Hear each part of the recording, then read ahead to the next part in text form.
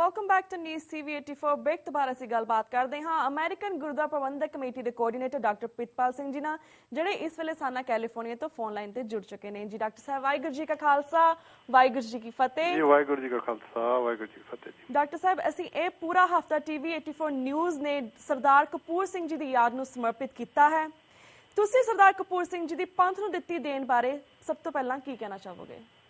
ਜੀ ਸਭ ਤੋਂ ਪਹਿਲਾਂ ਤਾਂ ਮੈਂ ਸਮੁੱਚੇ ਜਿਹੜਾ ਤੁਹਾਡਾ ਅਦਾਰਾ ਉਹਨਾਂ ਦਾ ਧੰਨਵਾਦ ਕਰਦਾ ਕਿ ਇੱਕ ਏਡੇ ਵੱਡੀ ਸ਼ਖਸੀਅਤ ਦਾ ਪੰਥਕ ਸ਼ਖਸੀਅਤ ਦਾ ਤੁਸੀਂ ਮਾਣ ਸਨਮਾਨ ਕਰ ਰਹੇ ਹੋ ਤੇ ਇਹ ਬਹੁਤ ਹੀ ਸ਼ਲਾਘਾਯੋਗ ਕਦਮ ਹੈ।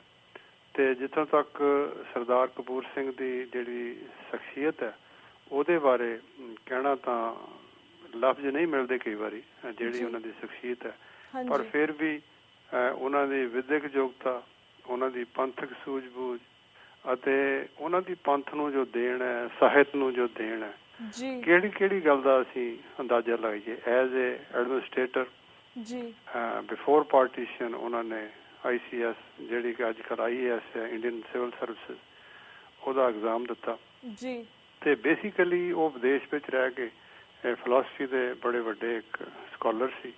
ਉਦੋਂ ਵੀ ਉਹਨਾਂ ਦੇ ਟੀਚਰਾਂ ਨੇ ਉਹਨਾਂ ਨੂੰ ਕਿਹਾ ਕਿ ਤੁਸੀਂ ਇੱਥੇ ਹੀ ਰੁਕ ਜਾਓ ਐਜ਼ ਏ ਟੀਚਰ, ਤੁਸੀਂ ਆਉਣ ਵਾਲੀਆਂ ਜਿਹੜੇ ਸਟੂਡੈਂਟਸ ਹੈਗੇ ਉਹਨਾਂ ਨੂੰ ਪੜ੍ਹਾਓ। ਪਰ ਉਹਨਾਂ ਦੇ ਦਿਮਾਗ ਤੇ ਇੱਕ ਜਨੂੰਨ ਕਿਸਮ ਦਾ ਸੀਗਾ ਕਿ ਮੈਂ ਸਿਵਲ ਸਰਵਿਸਿਜ਼ ਵਿੱਚ ਆ ਕੇ ਜਿਹੜੀ ਹੈਗੀ ਲੋਕਾਂ ਦਾ ਸਰਵਿਸ ਦੇਣੀ ਹੈ ਉਹਨਾਂ ਨੂੰ ਤੇ ਉਹਦੇ ਵਿੱਚ ਕੋਈ ਸੁਧਾਰ ਲਿਆਉਣ ਦੀ ਕੋਸ਼ਿਸ਼ ਕਰਨੀ ਹੈ।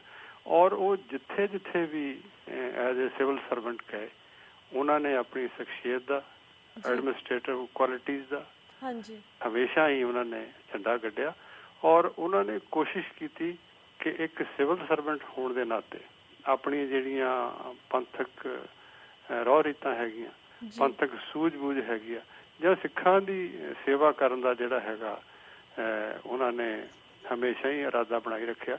ਉਹਦੇ ਵਿੱਚ ਮੈਂ ਐਜ਼ ਏ ਸਿਵਲ ਸਰਵੈਂਟ ਉਹਨਾਂ ਦੀ ਇੱਕ ਨਿੱਕੀ ਜਿਹੀ ਮਿਸਾਲ ਦੇਣੀ ਚਾਹਾਂਗਾ ਕਿ ਬਿਫੋਰ ਪਾਰਟੀਸ਼ਨ ਉਹ ਇੱਕ ਜਗ੍ਹਾ ਜਦੋਂ ਸ਼ੁਰੂ 'ਚ ਅਜੇ ਨੌਜਵਾਨ ਉਮਰ 'ਚ ਸੀ, ਉਹ SDM ਲਾ ਕੇ ਗਏ, ਇੱਕ ਤਹਿਸੀਲ ਦੇ ਐਡਮਿਨਿਸਟ੍ਰੇਟਰ, ਤੇ ਉਸ ਏਰੀਏ 'ਚ ਉਹਨਾਂ ਨੇ ਅਖਬਾਰਾਂ ਵਿੱਚ ਪੜ੍ਹਿਆ ਸੀ ਭਈ ਇੱਕ ਬੜੀ ਜਿਹੜੀ ਆਬਾਦੀ ਸੀ ਜਿਹਦੇ ਵਿੱਚ ਉੱਥੋਂ ਦਾ ਨਵਾਬ ਸੀਗਾ ਉਹ ਮੁਸਲਮਾਨ ਸੀ ਔਰ ਸਿੱਖਾਂ ਦੇ ਨਾਲ ਉਹਦਾ ਜਿਹੜਾ ਐਟੀਟਿਊਡ ਸੀ ਪਤਾ ਚੰਗਾ ਨਹੀਂ ਸੀ।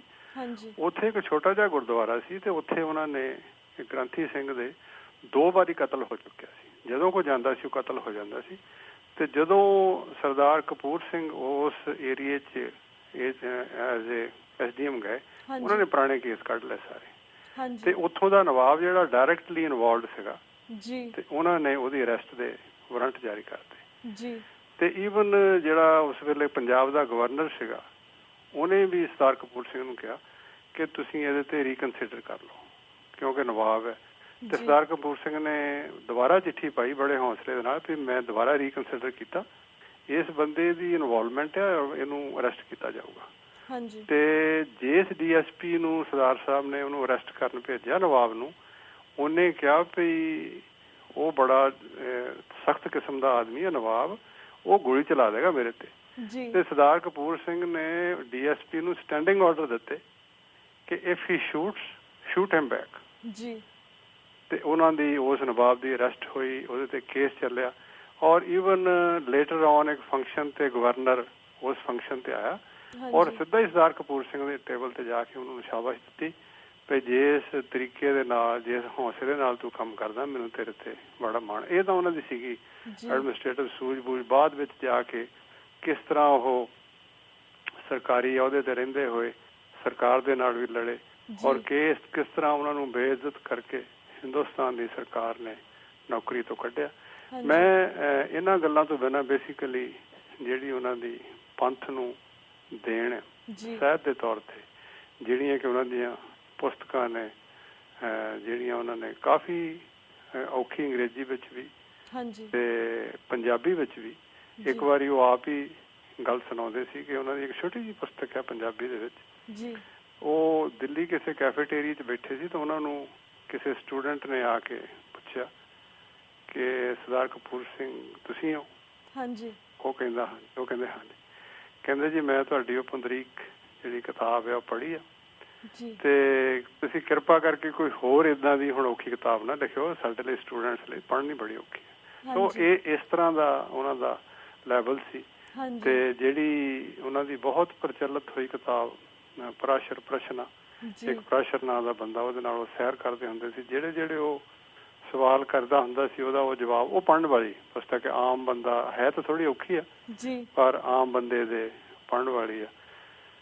ਤੇ ਜਿਹੜੇ ਉਹਨਾਂ ਦੇ ਹੋਰ ਲੇਖ ਨੇ ਜਾਂ ਪਾਰਲੀਮੈਂਟ ਵਿੱਚ ਜਿਹੜੀਆਂ ਉਹਨਾਂ ਦੀਆਂ ਸਪੀਚਿਸ ਨੇ, ਉਹਨਾਂ ਤੋਂ ਜੋ ਸਿੱਖੀ ਦਾ ਦਰਦ ਉਹਨਾਂ ਦੇ ਅੰਦਰ ਝਲਕਦਾ, ਸਿੱਖੀ ਪ੍ਰਤੀ ਜੋ ਉਤਸ਼ਾਹ ਔਰ ਸਿੱਖੀ ਨੂੰ ਜਾਂ ਪੰਥ ਨੂੰ ਜਿਸ ਹੱਦ ਤੱਕ, ਜਿਸ ਉਚਾਈ ਤੱਕ ਉਹ ਲਿਜਾਣਾ ਚਾਹੁੰਦੇ ਆ, ਉਹਦੇ ਵਿੱਚ ਉਹਨਾਂ ਦੀ ਜਿਹੜੀ ਖਾਸ ਸਪੀਚ ਆ 1966 ਵਿੱਚ ਪੰਜਾਬੀ ਸੂਬੇ ਦੇ ਬਣਨ ਤੋਂ ਬਾਅਦ ਜਿਹੜੀ ਉਹਨਾਂ ਨੇ ਪਾਰਲੀਮੈਂਟ ਦਿੱਤੀ, ਤੇ ਰੀਅਲੀ ਉਹ ਸਾਰੀ ਕਿਤਾਬ ਪੜ੍ਹਨ ਵਾਲੀ ਆ।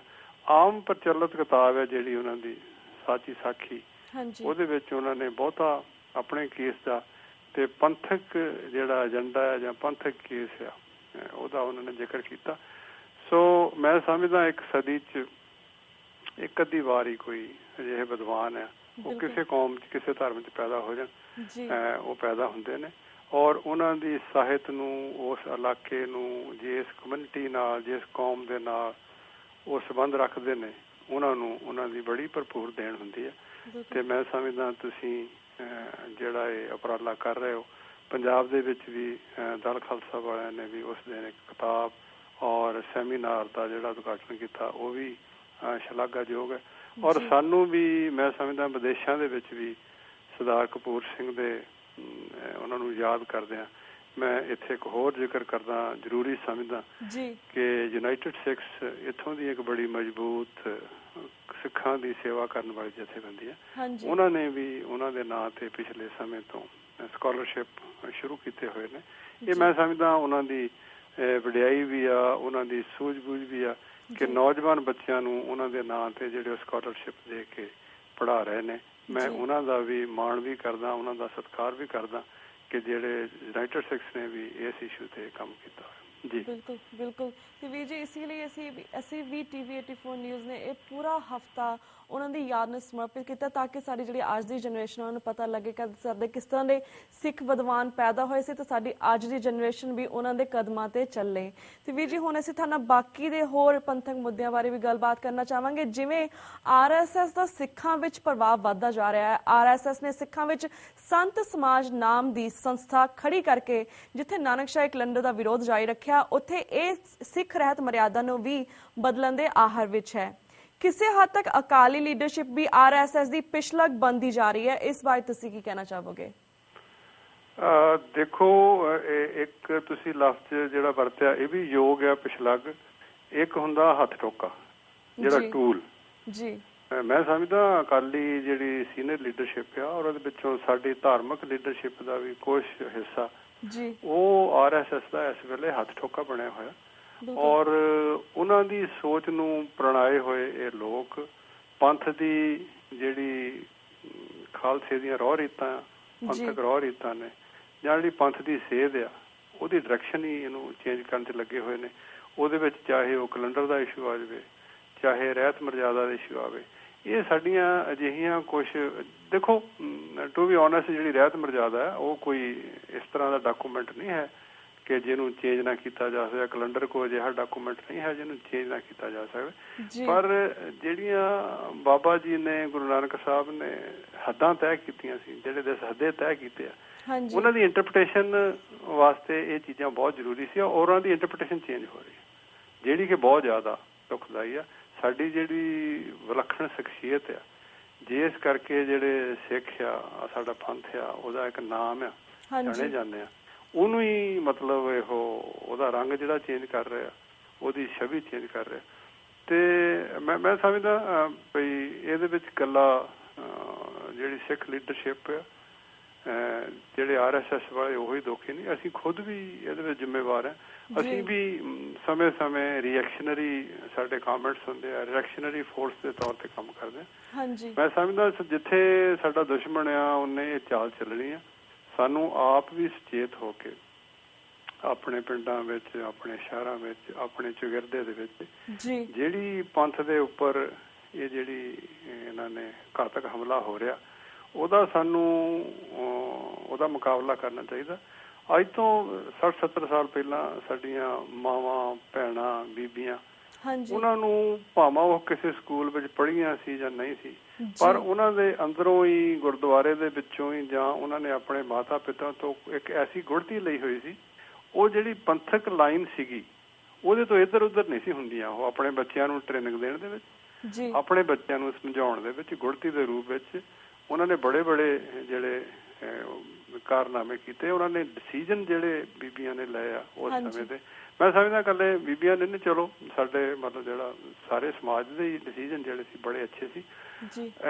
ਉਹਦੇ ਵਾਸਤੇ ਮੈਂ ਇਹ ਬੇਨਤੀ ਕਰਨੀ ਚਾਹੂੰਗਾ ਕਿ ਜਦੋਂ ਤੱਕ ਅਸੀਂ ਗੁਰੂ ਨਾਨਕ ਸਾਹਿਬ ਦੀ ਜਿਹੜੀ ਕਹੀ ਹੋਈ ਗੱਲ ਆ, ਉਹਨਾਂ ਦਾ ਦਿੱਤਾ ਹੋਇਆ ਸਿਧਾਂਤ ਆ, ਜੇ ਅਸੀਂ ਉਹਦੇ ਤੇ ਟੇਕ ਰੱਖ ਕੇ ਚੱਲਦੇ ਜਾਵਾਂਗੇ ਤੇ ਸਾਨੂੰ ਕੋਈ ਹਿਲਾਉਣ ਵਾਲਾ ਨਹੀਂ।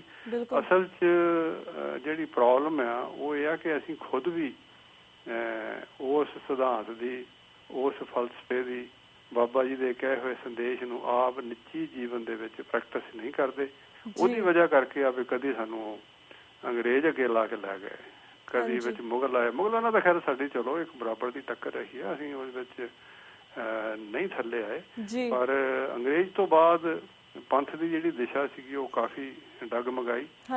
ਤੇ ਹੁਣ ਤਾਂ ਜਿਹੜਾ ਸਰਾਲ ਦੇ ਰੂਪ ਦਾ ਸੱਪ ਹੈ, ਜਿਹੜਾ ਅਜਗਰ ਆ, ਜਿਸ ਤਰ੍ਹਾਂ ਸਾਨੂੰ ਨਿਗਲਣ ਤੇ ਉਹ ਲੱਗਿਆ ਹੋਇਆ, ਤੇ ਗੁਰੂ ਨਾਨਕ ਸਾਹਿਬ ਕਿਰਪਾ ਕਰਨ, 10ਵੇਂ ਪਾਤਸ਼ਾਹ ਦੀ ਬਣਾਈ ਹੋਈ ਇਹ ਕੌਮ ਹੈ, ਤੇ ਅਸੀਂ ਇਹਦੇ ਵਿੱਚੋਂ ਪ੍ਰਵੇਲ ਤਾਂ ਕਰ ਦਿਆਂਗੇ, ਪਰ ਹਾਲਾਤ ਜਿਹੜੇ ਆ ਉਹ ਬਹੁਤ ਖਤਰਨਾਕ।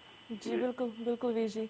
ਤੇ ਵੀਰ ਜੀ, ਸਾਡਾ ਹੁਣ ਵਕਤ ਸਮਾਪਤੀ ਵੱਲ ਜਾ ਰਿਹਾ। ਮੈਂ ਤੁਹਾਡੇ ਕੋਲ ਇੱਥੇ ਇਜਾਜ਼ਤ ਲੈਣੀ। ਇਸੇ ਤਰ੍ਹਾਂ ਵੱਖ-ਵੱਖ ਪੰਥਕ ਮੁੱਦਿਆਂ ਦੇ ਉੱਪਰ ਤੁਹਾਡੇ ਅਸੀਂ ਵਿਚਾਰ ਲੈਂਦੇ ਰਹਾਂਗੇ, ਸਮੇਂ-ਸਮੇਂ ਇਸੇ ਤਰ੍ਹਾਂ ਤੁਹਾਨੂੰ ਸਿੱਖ ਸੰਗਤਾਂ ਦੇ ਰੂਬਰੂ ਕਰਵਾਉਂਦੇ ਰਹਾਂਗੇ। ਪਰ ਤਦ ਤੱਕ ਲਈ ਮੈਂ ਤੁਹਾਡੇ ਕੋਲ ਇਜਾਜ਼ਤ ਲੈਣੀ ਹਾਂ। ਵਾਹਿਗੁਰੂ ਜੀ ਕਾ ਖਾਲਸਾ, ਵਾਹਿਗੁਰੂ ਜੀ ਕੀ ਫਤਿਹ। ਵਿਊਅਰਸ, ਇੱਥੇ ਮੈਂ ਤੁਹਾਡੇ ਕੋਲ ਇਜਾਜ਼ਤ ਲੈਣੀ ਹਾਂ। ਮੰਡੇ ਨੂੰ ਮਿਲਾਂਗੇ, ਸੇਮ ਟਾਈਮ ਸੇਮ ਸ਼ੋਅ ਤੇ। ਤਦ ਤੱਕ ਲਈ ਵਾਹਿਗੁਰੂ ਜੀ ਕਾ ਖਾਲਸਾ, ਵਾਹਿਗੁਰੂ ਜੀ ਕੀ ਫਤਿਹ।